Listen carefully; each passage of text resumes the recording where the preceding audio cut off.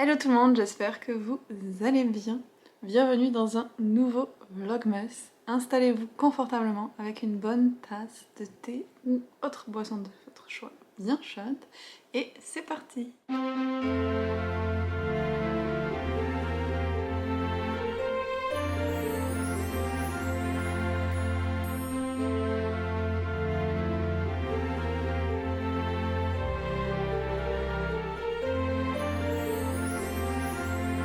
Encore une fois, je vous retrouve en rentrant d'une journée épuisante du travail. Pas épuisante de la même façon, mais épuisante pareil. Il est presque 6 heures du soir.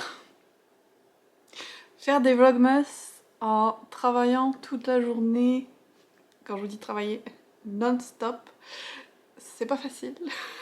Comment vous dire que mon temps et mon énergie pour la lecture sont très bas cette semaine. Heureusement qu'il y a des livres audio, même si je suis toujours sur le même et que je suis toujours mitigée dessus, au moins ça me change complètement les idées parce que cette romance Rocky est complètement barrée, donc c'est parfait pour me vider la tête. Mais à part ça, je n'ai pas lu grand chose pour le moment. On est quand même le 5 décembre. Ça craint. J'ai pas attaqué La Passion Noire et j'ai pas attaqué la lecture commune de Patreon qui est Cœur de sorcière non plus. Donc il faut que je réagisse là. Et d'ailleurs, en parlant de lecture, je me suis rendu compte que dans le vlog de hier, je vous avais dit que j'allais vous parler des ajouts que j'avais fait à ma palle. Puis j'ai totalement oublié. Donc je vais le faire aujourd'hui. Ils sont là pour pas que j'oublie. Mais avant, on va ouvrir les calendriers parce que j'y ai pensé toute la journée. Je me suis fait un autre thé de Noël aujourd'hui. C'est le thé de Noël numéro 25 du Palais des Thés. Je pense le thé noir, mais je suis pas sûre à 100%. Donc, cherchons le numéro 5. J'ai vu le numéro 6, déjà, j'ai très hâte de l'ouvrir. Il est dans un gros paquet. Ouh, c'est un livre. On aime ça. J'ai mis mon téléphone pour lire la petite phrase du jour qui est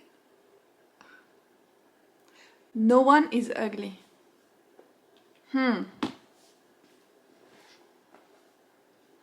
Je réfléchis à quel livre ça pourrait être de ma wishlist, mais j'ai pas d'idée comme ça. Il pourrait aller du coup dans la catégorie du challenge Christmas Cracker. J'avais dit que j'y mettrais un livre qu'on allait offrir. Ok, si. J'ai eu un petit flash que ça pourrait être lui. Il était dans ma palle depuis vraiment longtemps. Excuse me while I ugly cry. Donc c'est une petite romance. Je pense que c'est young adult, donc j'espère que ça va aller, mais je trouvais le concept vraiment sympa. En fait, c'est l'histoire d'une jeune fille qui adore faire des listes de tout, mais des listes plutôt embarrassantes. Et à un moment, il y a quelqu'un qui va lui faire du chantage et qui va commencer à publier ses listes. Donc elle va s'associer avec Carter Bennett pour essayer de découvrir qui est son maître chanteur. Et j'imagine que va y avoir de la romance dans les... Merci Mélissa. Et donc, les livres que je veux ajouter à ma pile à lire. Oh, c'est gros. Il y en a plusieurs dont je vous ai déjà parlé, notamment ces deux-là, A Christmas Carol et 'Twas the Night Before Christmas, qui sont donc des recueils d'histoires classiques autour de Noël. Est-ce que je vais réussir à lire les deux cet hiver? Je ne sais pas. Est-ce que je vais réussir à en lire un seul? Je suis pas sûre non plus. Mais l'objectif est là. J'ai aussi une romance ok que j'ai commencé, Behind the Net.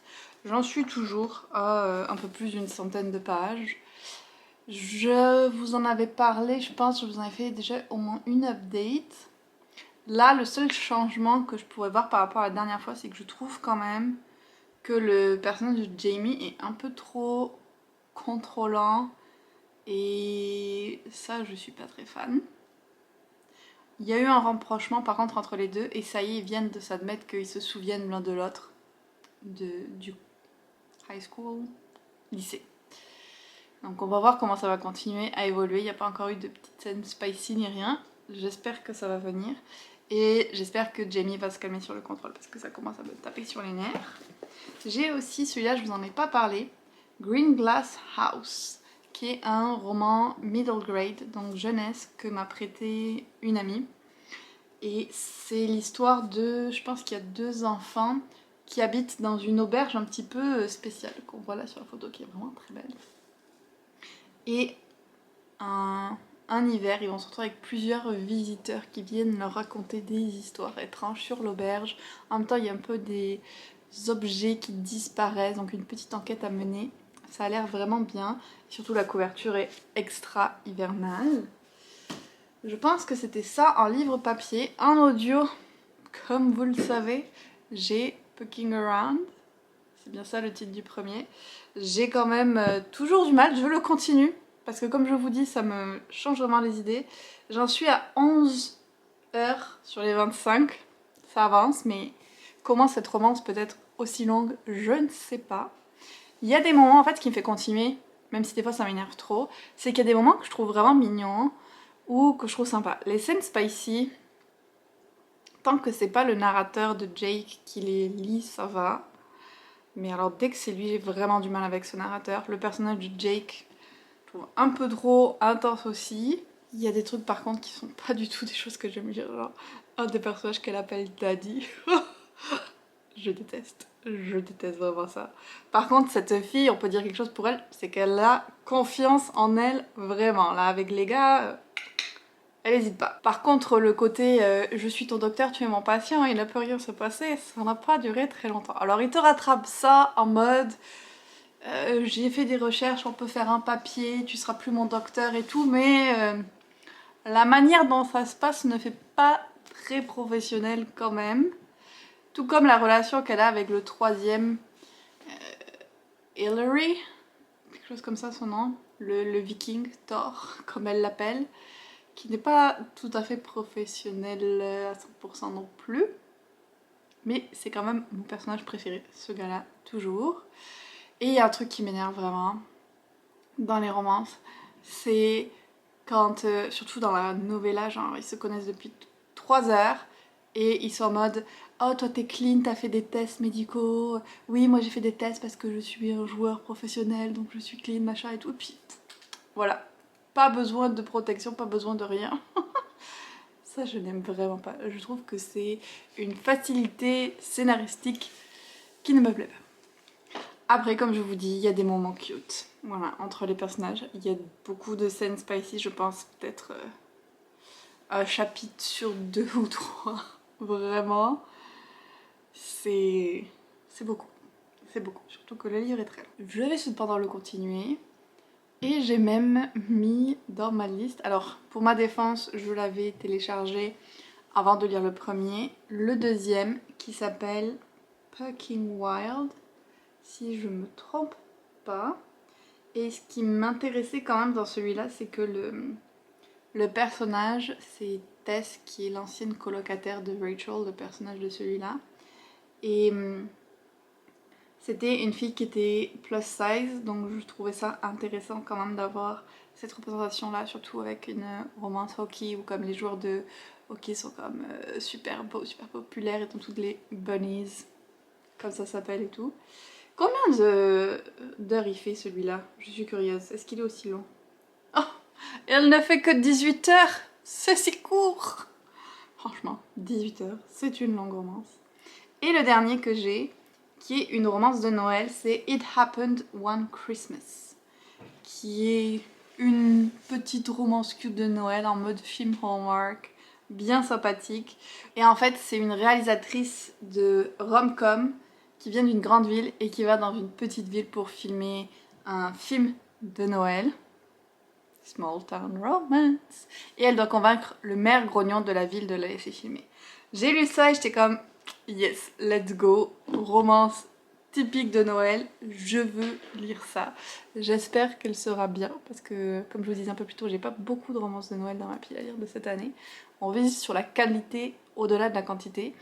Et en parlant de romance de Noël, je vais quand même, je pense, faire un vlog spécial romance what the fuck. Donc pour les nouvelles personnes, c'est des vlogs assez spéciaux, très drôles, où je lis des romances avec des monstres, avec des aliens, genre vraiment des romances qui sortent un petit peu de l'ordinaire.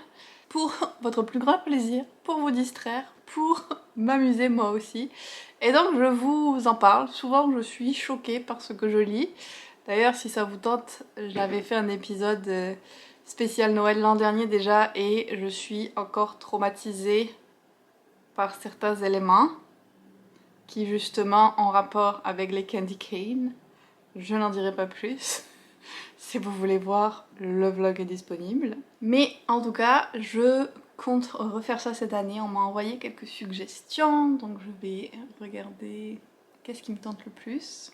Maintenant que je vous ai fait cette intro qui est très longue, qui regroupe probablement la majorité de ce qui va se passer dans ce vlog, je vais me mettre un autre film de Noël parce que c'est quand même le thème du calendrier pour aujourd'hui. Et je vais faire le tirage au sort pour les gagnants-gagnantes des premiers concours pour pouvoir envoyer le mail aux personnes qui ont gagné et pour pouvoir envoyer leurs coordonnées aux maisons d'édition. Et quand j'aurai fait ça, je pense que je vais commencer mon index d'annotation pour la passe miroir pour me remotiver un petit peu à lire autre chose que ça. Voilà.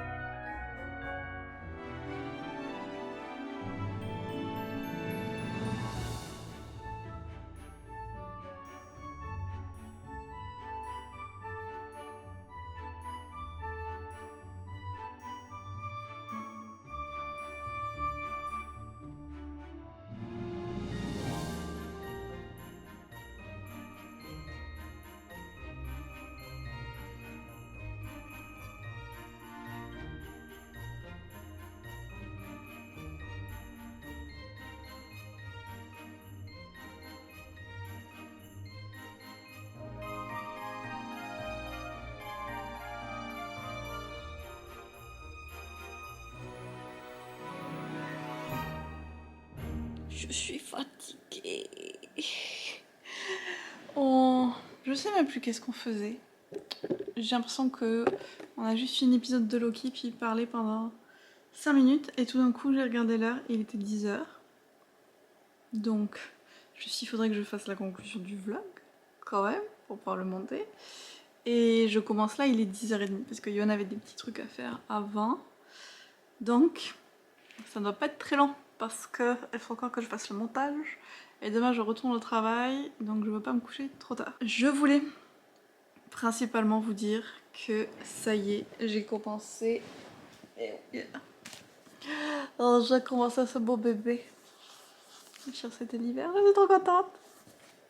J'ai donc fait mon petit système d'annotation. Alors par contre, j'ai lu 2 chapitres.